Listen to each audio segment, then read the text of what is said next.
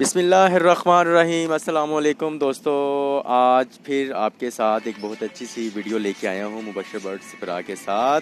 आज हम township birds market में आपका लाहौर में जो है आपका विज़िट करवाएंगे। यहाँ पे देखते हैं कैसे कैसे बर्ड्स आए हुए हैं इस मार्केट में और आपको विज़िट करवाते हैं और किस इकसाम के नए नए बर्ड्स हैं और दुकानदारों के पास कैसे कैसे बर्ड्स पड़े हुए हैं। चलो देखते हैं। ये देखें, ये आपके पास सबसे पहले एग्जीबिशन का एक पेयर है। ये इसका बाहर मेल है और मादा जो है अंदर अंडों पे बैठी हुई है जैसे कि मुझे बताया गया है। और उसके बाद ये फ्रिंचीज़ हैं। फ्रिंचीज़ भी माशाल्लाह से काफ़ी एक्टिव हैं। और इसके साथ ये दूसरे बजरी पेयर हैं, मिक्स हैं।